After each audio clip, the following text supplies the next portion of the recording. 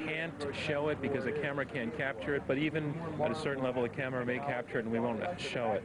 There are certain kinds of close-ups that we won't show. There are certain blood spatters, dead children that we don't show people, partly because it violates sort of long-standing practice. Don't put gore on television.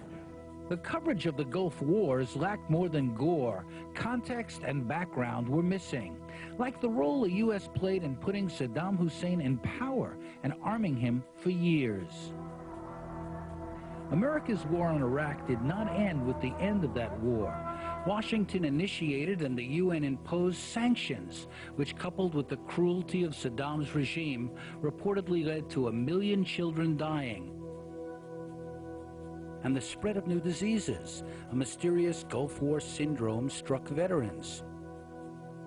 The U.S. and Britain imposed no-fly zones, using them as a cover for warlike bombing raids years before the 2003 invasion. None of these stories received the full coverage they deserved. And then came 9/11. The Bush administration used the attack as a pretext to put in place secret plans to invade Iraq drawn up before 9/11. The media was mobilized behind the war on terror. In post-9/11 America, a patriotic correctness swept through the news business. TV anchors put flags in their lapels. I wrote a book showing how the coverage advanced the government's plan to respond militarily.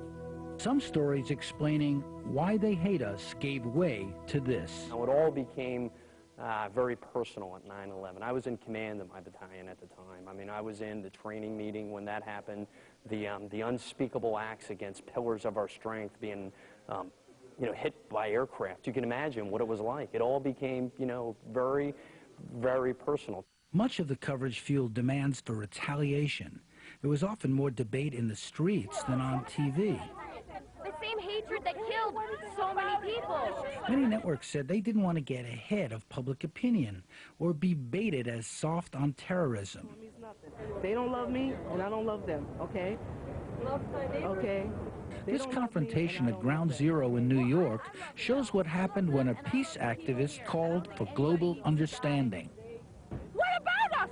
Do you care about every human being here? It's September 11th. You're at Ground Zero. If they do something to us, that we're not going to do nothing back, but we're not going to do nothing back. They didn't do anything. Iraq did not do shit to America. So you're saying it's okay to kill innocent people? Listen, if it's for a better good, let's do it. Yeah, I volunteered. You know why? To keep your ass free. To keep your hippie ass free. He puts his life on the line. Don't forget, the American media is based in New York City. Every reporter in New York City saw the World Trade Towers collapse. They took it personally. There was a sense of revenge, of fear, and that was reflected in the coverage of the Afghanistan war and the war on terrorism. We may be wrong about some of the things we're passing along to CBS's Dan Rather, September 22nd, 2001. I am willing to give the president and the military the benefit of any doubt. As we moved into Iraq, a more preemptive strike, the media maintained this sort of romance, you might say, with government.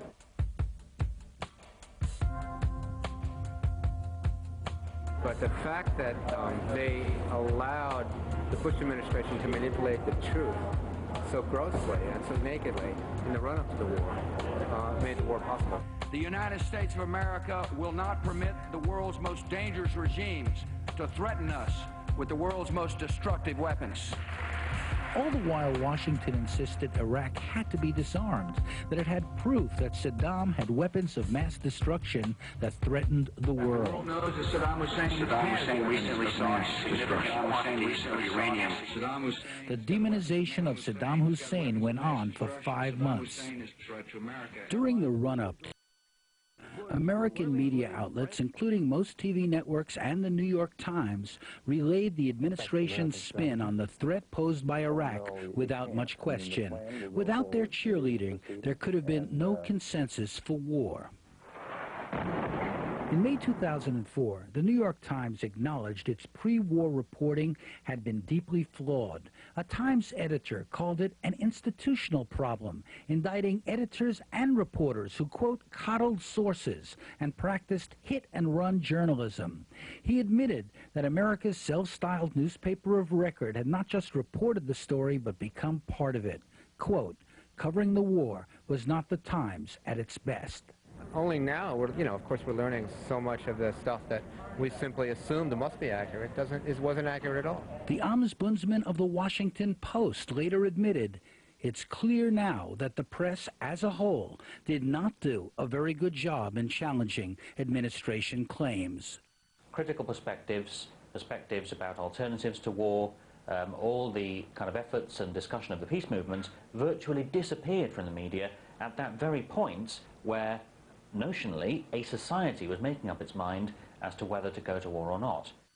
The media monitoring group Fairness and Accuracy in Reporting, or FAIR, studied 1,617 on-camera sources between March 20th and April 9th, 2003. They found 71% of all sources were pro-war, only 3% anti-war. I saw a figure the other day of something like, I forgot the exact figures, but something like there were 800 experts used during the war on all the American broadcast outlets, and only 6 were opposed to the war. Now, that seems a pretty odd state of affairs.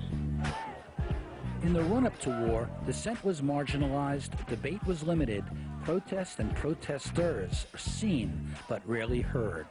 There was a fairly decent coverage of the fact that there was an anti-war movement. What there was not decent coverage was the analysis of what we were trying to say about what was wrong with the war, why we never should have gone to war, why the war needed to end, what was driving the motor force behind the war. That analysis never got into the mainstream media. Washington Post ombudsman Michael Gettler blasted his own paper for underreporting or poorly displaying coverage of big demonstrations here and abroad. If we invade Iraq, there's a United Nations estimate that says there will be up to 500,000 people killed or wounded. Do we have the right to do that to a country that's done nothing to us? Frozen out of the news, activists tried to buy airtime for anti-war commercials like this. No nation under God has that right. It violates international law. It violates God's law. Most networks wouldn't run the spots, even for the money.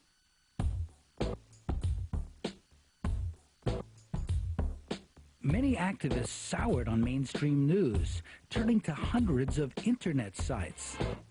They also turned to foreign TV outlets, especially the BBC. Iraq, Saddam. Iraq, Iraq, Iraq, Iraq, Iraq, Iraq, Saddam. Iraq. Many young people abandoned the news altogether, preferring satirical newspapers like The Onion and comedy news shows. Many turn to alternative and independent media. It's up to the media to challenge those in power, not to cozy up to power. So you have this media that's embedded now in the government, in the military, and yet at the same time there's hope because there is a response to that, and that is the independent media movement in this country.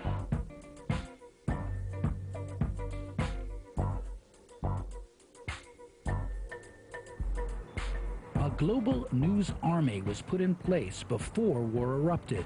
On all sides of the conflict, media outlets were spun or controlled by governments. Independent reporter Robert Young Pelton, author of this best-selling travel book to the world's most dangerous places, had his eye on the media eye. There was never any sense that we might go to war. It was always like, we're going to attack Saddam Hussein and here's why. There was very much a script in how this war was handled. There was a kickoff. Saddam Hussein and his sons must leave Iraq within 48 hours. And then there was a countdown. You got 48 hours to get out of town. And then it was like everybody tuned in for the opening kickoff.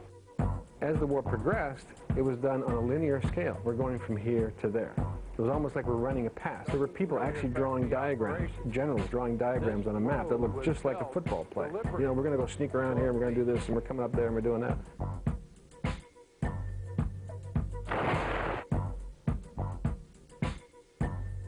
This sports metaphor offered a simplified narrative, mimicking a familiar TV format. When Pelton was delayed getting into Iraq, his focus became the press. So I ended up being the only person embedded with journalists during the war in a fancy hotel in Jordan. Right now there's apparently 4,000 journalists everywhere from Kuwait to Baghdad to Jordan to Syria to Turkey, all waiting for the war to start. And some of these people have been sitting around for 9 weeks. They lived in very nice hotels. They were all on expense accounts. They met at the bar every night. They worked 24 hours a day. Honest truth I need to know.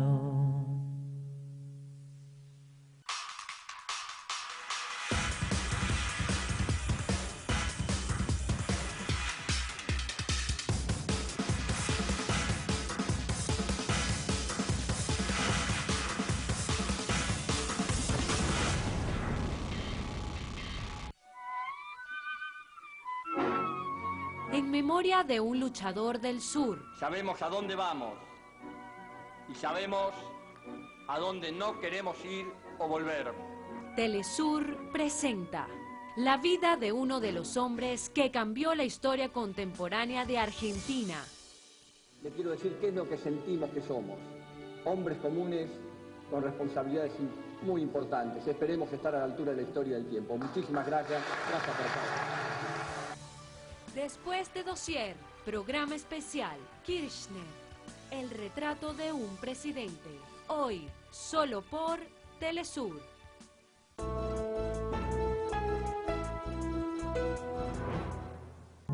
honest truth I need to know.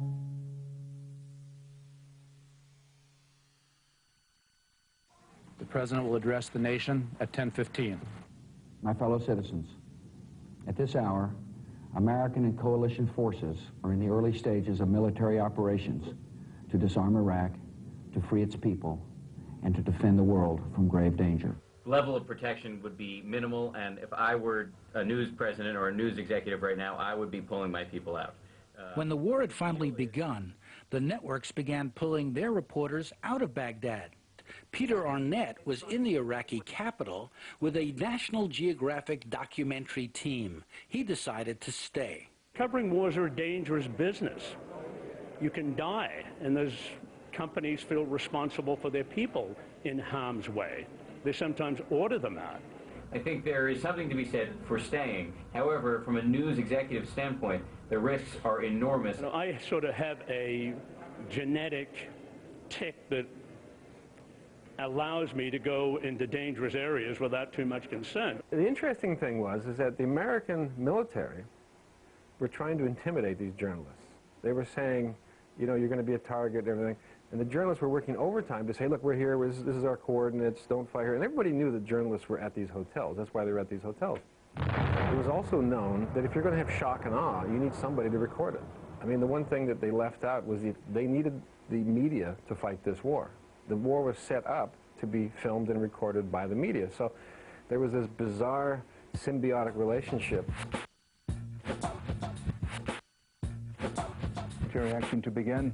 CBS's David Martin at the Pentagon is following the planning and has the latest on a possible timeline. To promote its war, the Pentagon made media management a priority. Their strategy was sophisticated, clever, and almost always covert. Few media outlets exposed it. Most participated willingly for their own political and economic reasons. Pentagon strategy went beyond traditional PR, using marketing strategies and perception management. Administration officials likened their war planning to a product rollout. It was all to guarantee there would be only one storyline in the media and in the minds of Americans, theirs. A Pentagon advisor told me it was intentional. They knew that TV networks prefer storytelling to sloganizing. Their storyline became a master narrative, defining Iraq as the problem and U.S. military intervention as the only solution. Traditionally, propaganda is targeted at the enemy. In this war, it was smoothly infiltrated into the news, aimed at American and global public opinion. There are known knowns. There are things we know that we know. There are known unknowns. That is to say, there are things that we now know we don't know.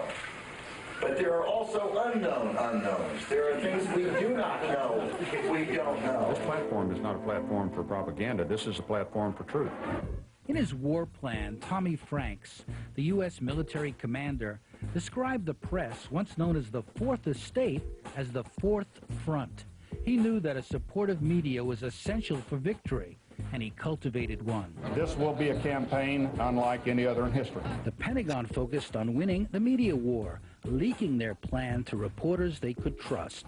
We knew the plan, and I think the military benefited as far as positive coverage during the war because we knew what the plan was. So we reported that things basically were on plan, or we weren't worried when we got delayed 2 or 3 days because we knew overall it was very successful.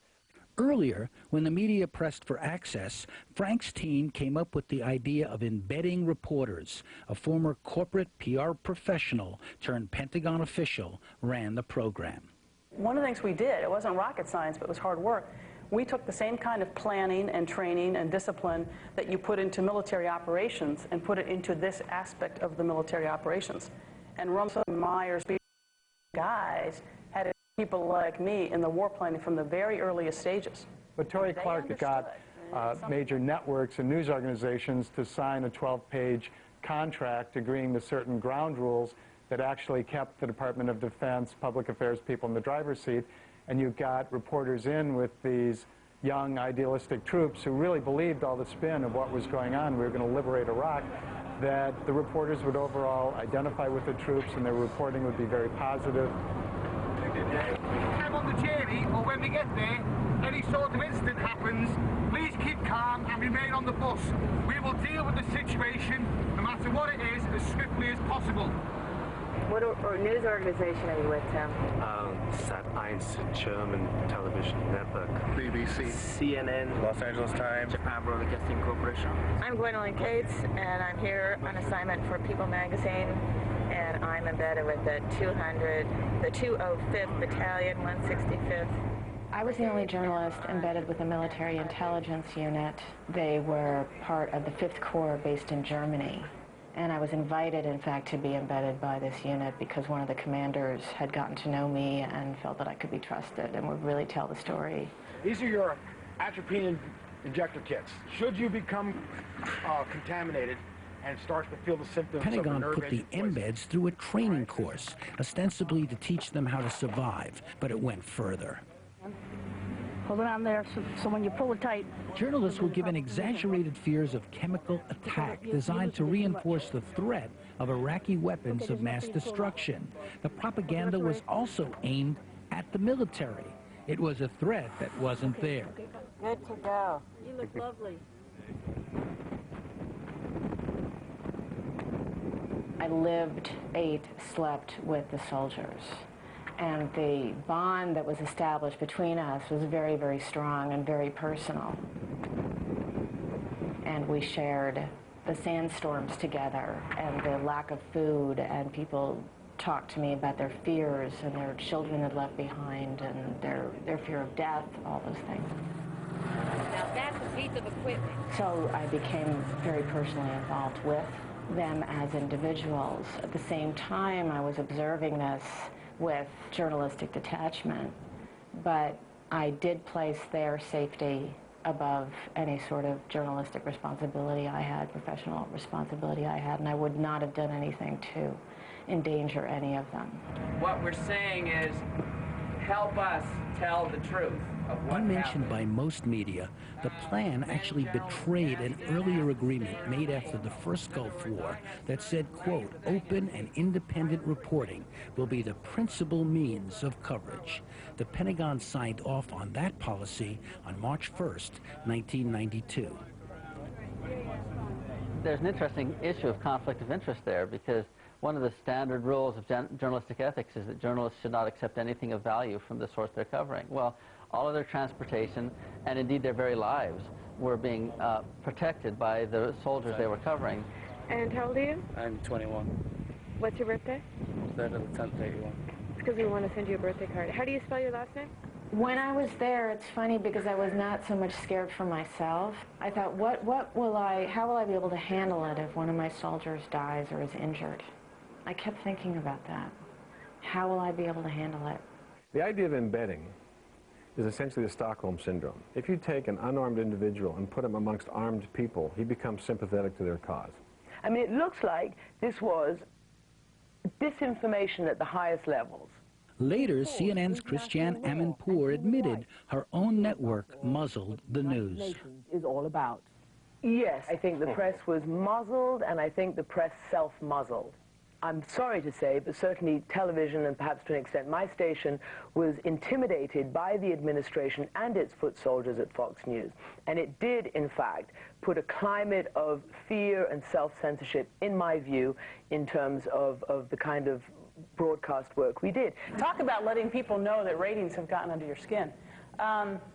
Nothing could be further from the truth, obviously, and I'll let the news media defend themselves, but I promise you 5, 10, 15 years from now, people who study these things will say, you never saw such real, you never saw such accurate, you never saw such hard-hitting coverage of military conflicts. A week later, CNN hired the Pentagon's media flack, Victoria Clark, as an on-air contributor. It seems the gunfire has been coming from the police station down here. And I think a lot of journalists did lose courage. A lot of embed journalists did lose their ability to be critical, to emphasize the fact that there may be problems going on here because they didn't want to be kicked off the team. They wanted to stay embedded. Once this war started, we wanted the United States to win. We got to know these soldiers as people, and we wanted them to be successful.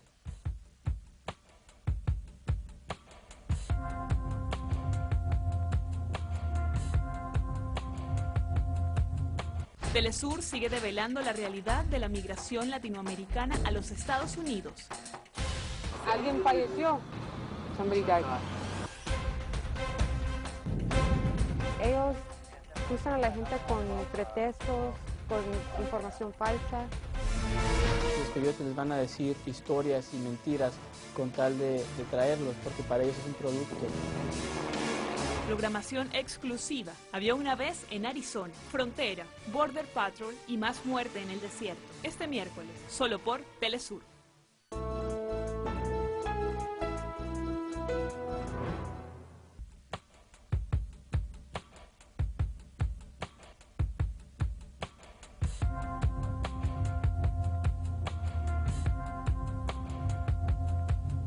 If the Pentagon had an agenda, the networks had one too, and it went beyond attracting audiences. War is one of those action-oriented spectacles that TV news lives for and thrives on in a post-journalism era. All the networks wanted to have was a countdown to war. If you looked at every single network, it was virtually indistinguishable. 48 hours to war, dun, dun, dun, dun, dun, showdown to Saddam. With encouragement from the Pentagon, the news networks fashioned their coverage to maximize production values, to make it exciting. Time magazine called the approach militainment. Journalist Robert Pelton describes how it was done. I was in some of the initial phone meetings between New York and the people in the field. And this was being set up like a movie shoot. There was a channel called Best of the Bombs. And that's exactly what it was called, Best of the Bombs. And every piece of good footage from any network would be tossed onto this feed. It's a satellite feed. So if you're doing a story about, hi, I'm standing in the middle of nowhere, and let's roll to the footage, you would have this feed that had only good explosions. Secondly, they told people to take your camera off the sticks. We want to have that cinema verite look. You know, move it around, move it. We want to see where you are. We want you to walk and talk and make people feel that you're in the middle of something. This is true. A Defense Department memo urged military commanders to encourage action coverage. Quote, use of lipstick and helmet-mounted cameras on combat sorties is approved and encouraged to the greatest extent possible. If you were to pick a generality, they were there for the big story. And keep in mind that Iraq is unusual because in the early days of CNN, one of the most memorable images were people like Peter Arnett sitting on a rooftop calling the war like a football game. This is the 6th cruise missile to have come over our heads in the last half hour. But the entire population of the planet focused on one journalist. So this was a wet dream for any journalist that went to Iraq, to be in that spot for a well-known, predicted war to happen. If you're the guy holding that microphone and that thing happened behind you, that's what you're known for. Over there, you can't see it around the edge of this building. You're not known for careful research, for, you know, it's the face. It's all about the face. And where that face is a measure of who you are. So they were looking to get bullets flying, bombs going off, and that microphone and then face on TV. And that's what generates money. I mean, you look at who moved up the food chain in the journalism world over the last 4 or 5 years, you have basically two fast tracks. You have entertainment or war. And entertainment, who cares? If you're a journalist, really, you focus on wars. The networks worked overtime to produce so-called video enhancement elements, like graphics, promos, and special music. We want you to know Eyewitness News is there. We're working on the front line. Overseas. They were preparing for what they called news immersion. Their war was for ratings and revenues.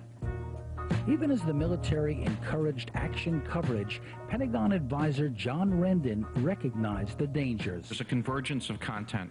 News, information, and entertainment needs to be separated. Right now, there's a blurring of the lines on all three. And if you can think about it just in terms of how music comes up underneath news pieces as a form of dramatization, it changes the dynamic. And if the vehicle that delivers this information is all the same, then the viewer, the listener or the reader will find a hard time distinguishing between the three. The war you saw depended on where you lived. The Arab world saw a different war than the one we did. I would flick English, Arabic, Arabic, English, and you'd be comparing and contrasting stories and just seeing the angles and what was being said. Because ultimately, you get different stories from the different perspectives. On the Arabic TV stations, I would see what war is really like, the blood and gore, the mess that really happens when a bomb hits a building. 10% are so-called dumb bombs, 90%. On CNN, you would see more of the strategic stuff. People have to take responsibility. There is a moral responsibility. I think journalists have to take more of that burden, more of that responsibility. It is your profession, your chosen profession after all.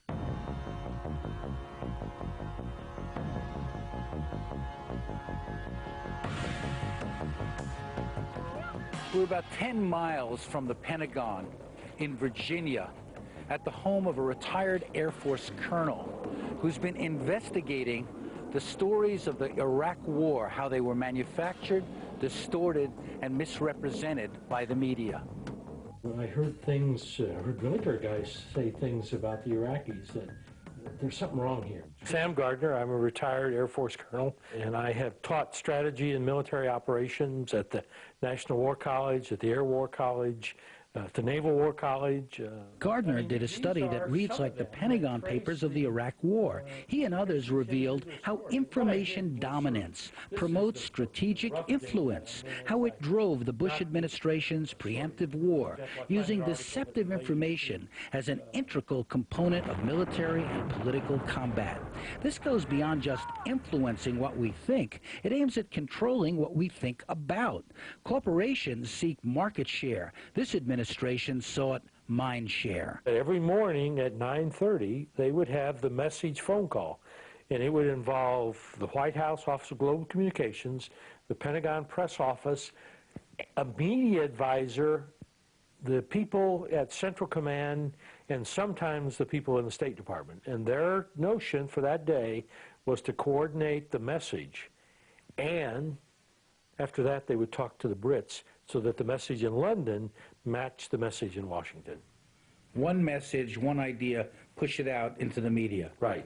Dominate today's message with, and you can almost identify by day what the message with.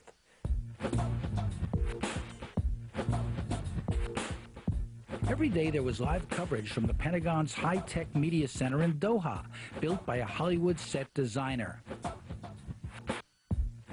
Wouldn't it be reasonable for something... Unknown to most TV viewers, the White House directly stage-managed the Doha Media Center through Jim Wilkinson, a Republican operative who had worked for a right-wing congressman and then helped run the Bush media operation in Florida in 2000. That strategy included staging events such as this anti-vote recount protest in Miami.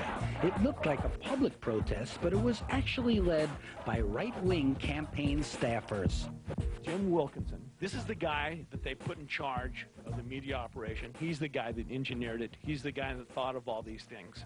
Houston Chronicle reporter Harvey Rice watched him in action. He was nothing more than a political commissar. I mean, this is straight out of Stalin. And that's what he was there for. He was there to make sure the military, and as he put it in his first, he said, I'm here to keep them on message. So he was running the information about the war like a political campaign. After the war, Wilkinson was brought back into the White House and then picked to run media at the 2004 Republican convention. A missile attack on a residential section of Baghdad that killed 14 civilians. Can you confirm that? So we think it's entirely possible that this may have been, in fact, an Iraqi missile that either went up and came down. War watchers may remember media writer Michael Wolff challenging media briefers at the Central Command. Which is, why should we stay? What's the value to us for what we learn at this $1 million press center? Wolff was later told to shut the fuck up by a military briefer. I mean, sometimes it's your jaw drops, and it's hard to figure out why. Why are American journalists so maybe not even uncritical, self-satisfied? I think is the word. So the first day of the war, it's on CNN where they've got this bank of cameras there, and everybody goes in. They're watching explosions and tanks rolling across, and guys with M16s, M14s, and we go, "Is the war started?" And these PR guys there, and the one guy I talked to said, "I'm sorry, I can't talk to you about that. I don't want to endanger the lives of our boys." I said, "But it's on television." If you can give the media more content than they can handle, and as far away from the battlefield as possible, they will focus their energies where the source of that fire hose is. So Doha is the center of the fire hose. And the idea is that you simply have press conferences every day, and every once in a while you throw a little tidbit out, you hand out videotapes, free coffee, whatever, so that if you leave, you're going to miss the story that everybody else is covering. Fire hose coverage and fire hose delivery blots out all the secondary source. It looks like, wow, they're really being forthcoming and they're answering questions. But these answers that they were giving were meaningless. They weren't telling us really anything about what was going on in the war other than just vague generalities. My research of the threads of stories from the war, which takes it from the beginning through the end, the way they were created, the way they were used, the way they were repeated, that research leads me to say that there were 50 or 60 stories that were either created or manipulated for the purposes of distorting the truth. Honest truth I need to know.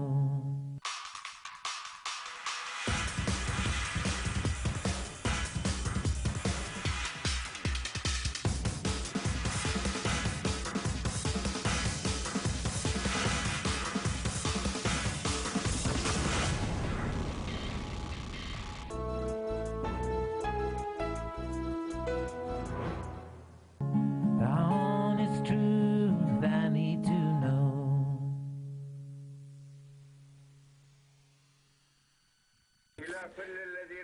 Gardner cited false stories, like the link between Saddam and Al-Qaeda, as well as the Jessica Lynch story, which the BBC also debunked. What were the two narratives? The American narrative, as well known, is the great hero the great heroine who was captured under fire who was then taken to hospital, potentially mistreated. American Special Forces went in, all guns blazing, rescued her against hostile fire. There was no resistance. The Iraqi doctors had been caring for her, given the circumstances, as well as could have been. And a lot of the more dramatic elements of this story may have been embellished. That story ended up hanging around for about a week, and that's why she's called a hero. Well, it turns out all of that was wrong. When Rumsfeld was asked about this the next day, he refused to comment on it, although I know he knew that she had not been shot, stabbed, and emptied her weapon on the bad guy. So it hung around. Information dominance requires censorship. Little attention was paid to U.S. weapons that caused mass destruction, like legally prohibited cluster bombs that target civilians. It was a cluster bomb. The bomb with multiple mini bombs is dropped from an aircraft focusing on targeted areas. South African viewers learned about how cluster bombs worked and what damage they caused. An underreported fact: half of Iraq's population is under the age of 15. These young people became a primary target. This is what Baghdad's pediatric hospital looked like, floor after floor of cluster bomb survivors. This was filmed not by a network, but by independent filmmaker Patrick Dillon. Human Rights Watch reported cluster weapons caused hundreds of civilian casualties like these. There was extensive use of napalm-like Mark 77 firebombs. It was denied at first, but then admitted. More onerous was the almost total blackout on the use of radioactive depleted uranium, which hardens anti-tank weapons. This is especially ironic in light of Washington's constant claims of an Iraqi nuclear threat. The issue was covered overseas. Arnim Stauth, a German journalist, documented this proliferation in an Emmy Award-winning report for ARD in Germany. Wissen Sie, dass gerade dieser Panzer hier radioaktiv ist? Nein, da ist nichts, sagt der Soldat, überhaupt nichts. Aber wir haben es gemessen. Nein, er ist nicht radioaktiv, dieser Panzer sowieso nicht. Er ist mit Uranmunition abgeschossen worden. Sorry, ich muss jetzt weitermachen. In the British back office, a list of troublesome The BBC subjects. took viewers into a back room at the Coalition Media Center. On the wall, a list of subjects briefers were ordered to avoid. On that list, DU, or depleted uranium. There have been a number of studies of misperceptions by viewers that many Americans believe that there was an Al-Qaeda Iraq connection, that many Americans believe that there were Iraqi hijackers attacking the World Trade Center. I think that's part of the campaign. It was a very conscious effort to use terms that would have people connect in their minds Iraq and the incident of 9/11. You imply that these are the same kind of people, and if they're the same kind of people, they must have had something to do with it. Had they done an hour's worth of research, they could have had a paragraph in their story which said, the Pentagon said this, however. There were no however paragraphs. The new information dominance strategy worked thanks to advice from marketing experts, Hollywood producers, and communications specialists like John Rendon, who were monitoring the media worldwide. Their job was to keep the public well propagandized. Is that there were 5 wars in Iraq. There really was the reality of combat operations from the air, on the ground, and from the sea. The second war was the war the United States saw. The third war was the war that Europe saw. The fourth war was the war that Arab audiences saw. And the fifth war was the war the rest of the world saw. And as we monitored that in real time, we found that none of them were ever in alignment. When you look at the war in Iraq, it's at times impossible to separate media, CIA, public relation firms, government propaganda. It all came together.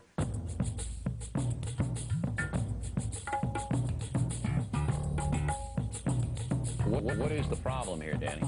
Danny. So what's the problem here? Fair and balanced coverage. The Fox News Channel. Fox News may seem a fun place to its fans and a cartoon to its critics, but its ideological zeal is serious and carefully calculated, as longtime former producer Charlie Reyna revealed on a media website. Quote, "The roots of Fox News Channel's day-to-day on-air bias are actual and direct. They come in the form of an executive memo distributed electronically each morning, addressing what stories will be covered and often suggesting how they should be covered. The memo is the Bible." Fox's response? This charge is unfounded. People want to work here. Planning to attack Westerners overseas. What was called the Fox effect drove all the TV coverage to the right. No network wanted to be accused of being unpatriotic. Arnett gave an interview to Iraqi television in which he criticized American war planning and said his reports about civilian casualties in the Iraqi resistance were encouraging to anti-war protesters in America. The American war planners misjudged the determination of the Iraqi. Veteran correspondent Peter Arnett was targeted by Fox News for his decision to say on Iraqi TV what he was already saying on MSNBC. If I'm wrong, you didn't go on Iraqi TV to say, "I support Saddam Hussein," did you? You didn't endorse one side or the other. I didn't endorse one side. But it was part of the hysteria that had developed surrounding this war. Now, there's a degree of hysteria about every war that America participates and just gets involved in, and this was part of the hysterical reaction, and I was basically, just swept up in that incredible explosion of anger. I think there were 157 cartoons of me in the newspaper the next morning, most of them in bed with Saddam Hussein. Management called up and says, "Look, the pressure is too great. We've had thousands of emails and calls, and it's time we have to drop you."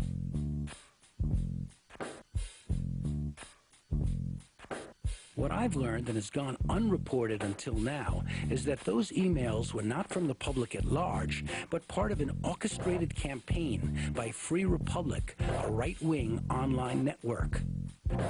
"We were freaked," an official at National Geographic told me, explaining that 20,000 emails calling Arnett a traitor bombarded their executives, who then panicked and discharged him.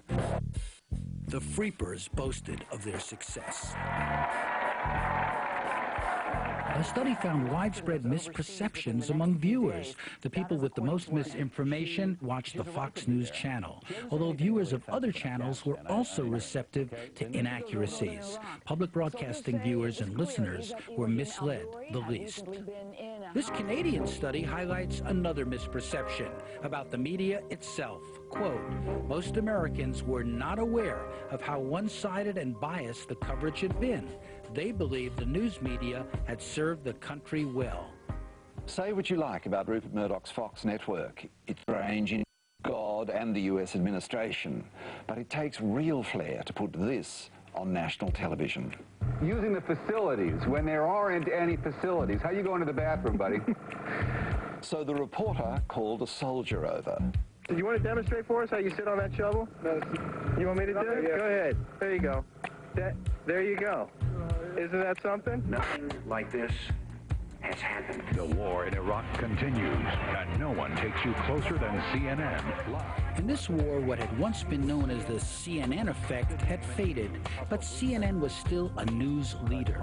I learned that CNN mounted 2 news teams, one for the US channel and one for the rest of the world on CNN International. Was it just different strokes for different folks? Explain to me why CNN had one type of coverage for America and one type for the rest of the world. I'm not so sure it was different. The content was the same. The presentation sometimes is different. American audiences have certain expectations of how the news is given to them.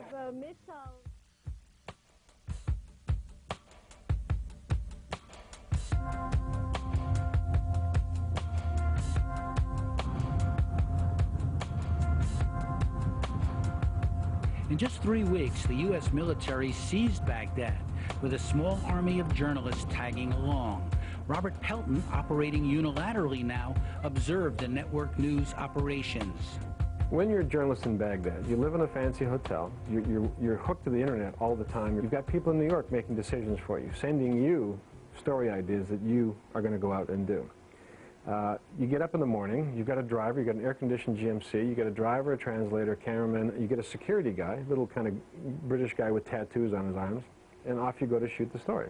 You know, you put your vests on, get your sound bites, you come back in time to cut it together, and then the talking head does the stand-up, boom, off it goes. Goodbye, Saddam!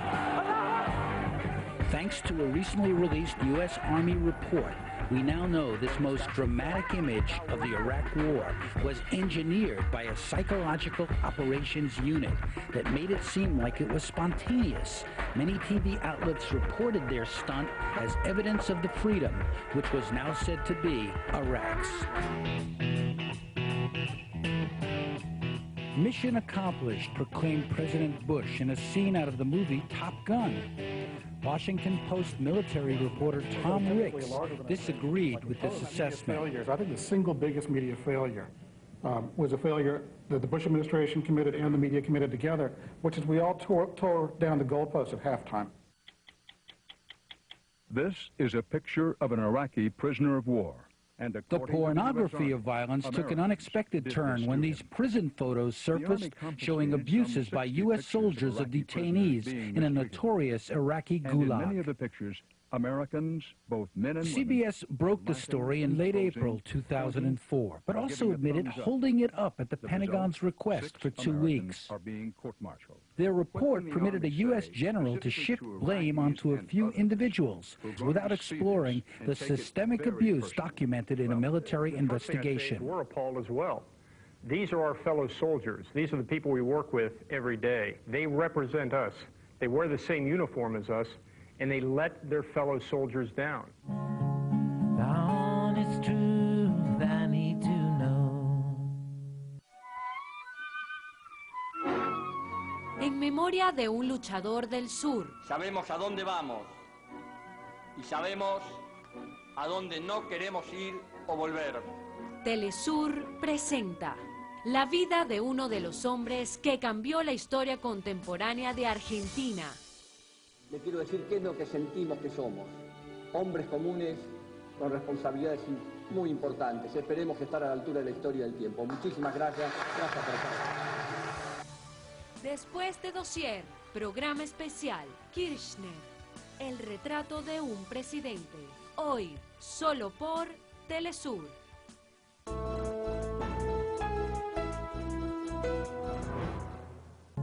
Dawn is truth I need to know.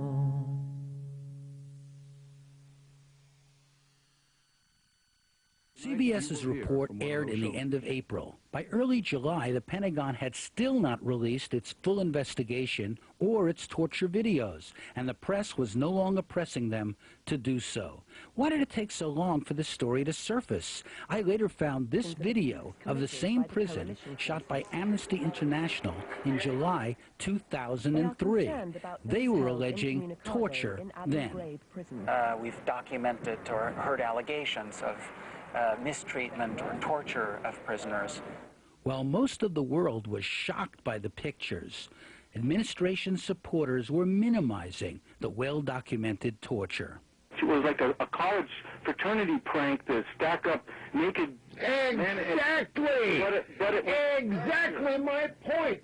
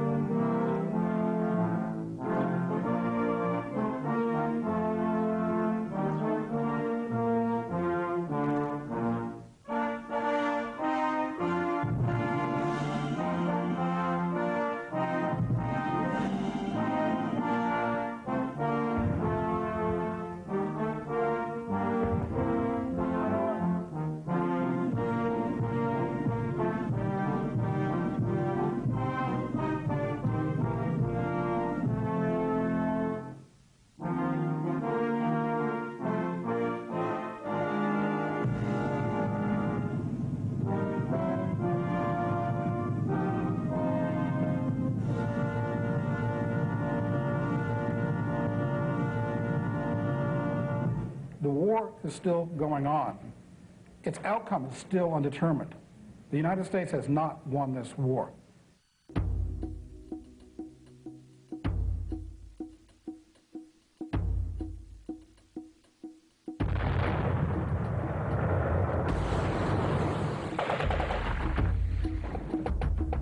Journalists and media workers were targeted in Iraq. Was it deliberate? To keep the story on message by intimidating non-embedded journalists? How did the media industry challenge these killings? Some were killed by so-called friendly fire. Others, victims of calculated attacks, missiles, tank shells, and bombs dropped on or near journalists. Some media critics concluded it was intentional, although the Pentagon denied it. Before the war, the BBC's Kate Adie reported she was told by the Pentagon that independent journalists could be targeted. The 15th floor of the Palestine Hotel was the target. A U.S. tank shelled the Palestine Hotel, which is crowded with journalists, killing 2 cameramen. One of them works for a Spanish network, and the other one works for Reuters. Now another incident. Look at this. An American tank on the bridge across from the Palestine Hotel in Baghdad. A soldier would later claim his tank was fired on. Listen carefully. There are no sounds. We moved to the Palestine Hotel because the Pentagon asked our organizations to let us leave Rashid Hotel because it was a target. And when we moved to the Palestine Hotel, our organization told the Pentagon that we were at the Palestine Hotel. So did every news organization. Again, minutes later, no sounds were heard, no one firing at U.S. soldiers. Suddenly, without provocation.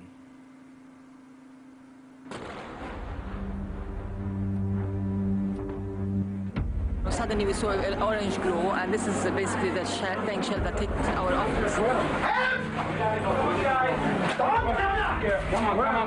on.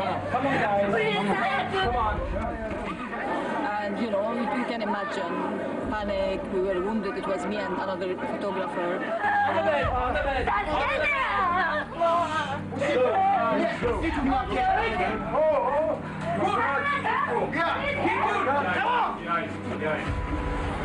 No, don't put this here. Oh my God. Are you okay?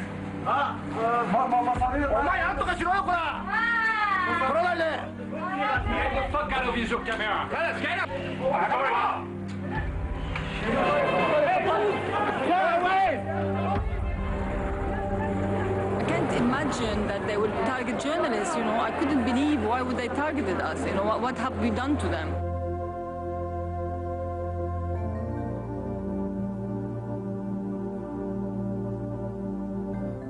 After the war, press freedom groups were still demanding a real investigation. The Pentagon's Victoria Clark told me there was a report that showed that the soldiers were acting in self-defense. Was there any attempt to find out the facts independently or a thorough investigation? No, the Pentagon never interviewed me personally, or I don't think any of my colleagues were interviewed by the Pentagon. Samia's company, Reuters, demanded an independent investigation, but most media companies did not even press on this issue. No one was held accountable. It was all passed off as an accident, the fog of war, and all that.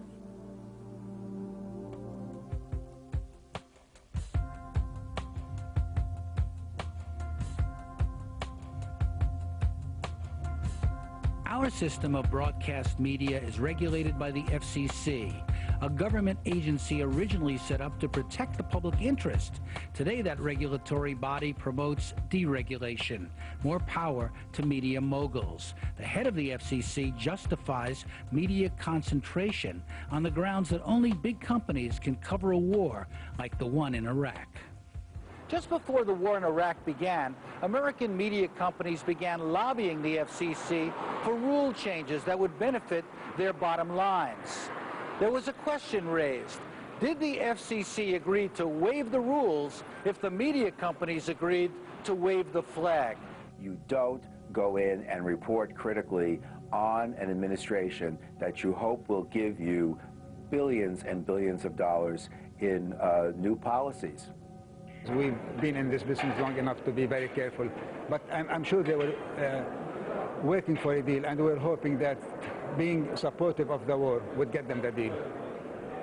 Remember what Rupert Murdoch did when he was in China. He was the only one defending China, despite all the abuses of human rights, because he was working on a TV deal which he eventually got in China. The reason the coverage, in part, was so tepid, was so timid, was because these same media companies like News Corp, Fox, GE, NBC, Viacom, CBS were trying to curry favor to win the support of the Bush administration for this huge giveaway on media ownership. This is not something that happened yesterday. It didn't happen overnight. It's been going on here in the United States for about 2 decades at least. And it's been a process. It's been an organized, concerted, thought-out, well-planned, and well-executed process. I, Ronald Reagan, do solemnly swear that I will... Going back to the Reagan administration, flowing through the first Bush administration, and now being picked up successfully so far by the second Bush administration. Power generally, not just media power, power tends to go with power. Primarily, they want to support whoever's in the White House. They want to support government. They want to support other large corporate interests. They don't want to rock the boat, generally. This is a plan. It's a plan. It's not serendipitous. It doesn't happen accidentally. It's what they want. They want to be able to control the political discussion. Who was the FCC commissioner with whom they were trying to curry favor, who was acting on their behalf during this period? It was Michael Powell, the son of Colin Powell. The evils of media consolidation will never get past our fortifications. I mean, I think it was very clear that the major media companies in this country had business before the government. Boom. It's a conflict of interest. Should they, use Moab, the mother of all bombs? 10% are so-called dumb bombs. Target Iraq. There is, of course. The coverage of the war for Iraqi freedom undermined our own freedom, especially the right to know. It sold us a war in the guise of reporting it. Impressions substituted for fact, and news saturation promoted fear and the sense that unilateral invasion was the only option. Well, it hasn't been found. It's still there. The challenge is what to do about the pervasive media irresponsibility we saw in this war.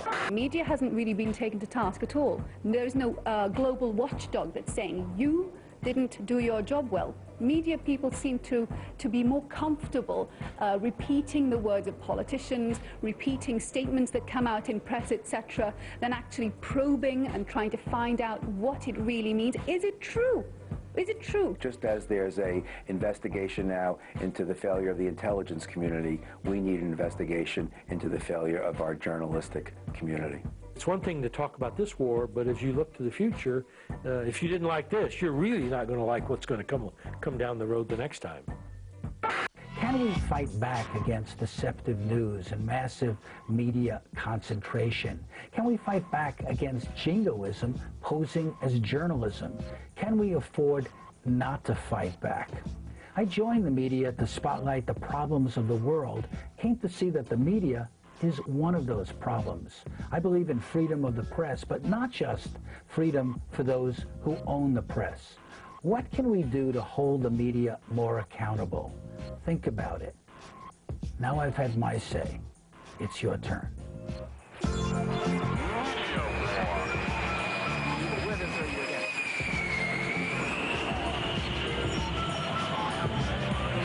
whole thing's being treated like infotainment. The outcome is assured. This is a spectacle for consumption. They don't report anything that is in any way critical of Bush. And that's worse than Goebbels in World War II. And I'm from Germany. I know how Goebbels treated the war. You should be ashamed of yourself.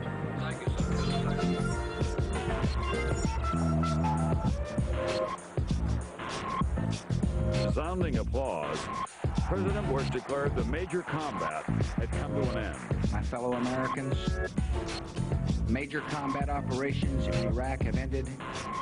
In the Battle of Iraq, the United States and our allies have prevailed. I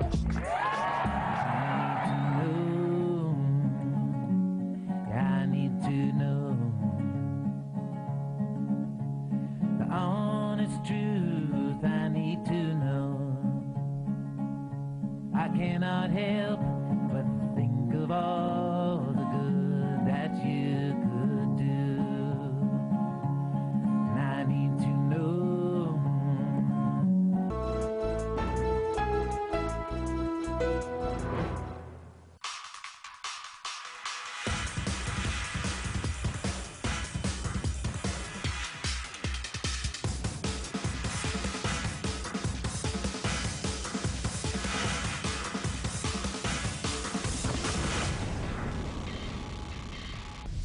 Si le interesa lo que sucede en Latinoamérica y el mundo, cada día Telesur le ofrece Agenda Abierta. En tan solo 30 minutos, Lourdes Suazo hace un recorrido por las primeras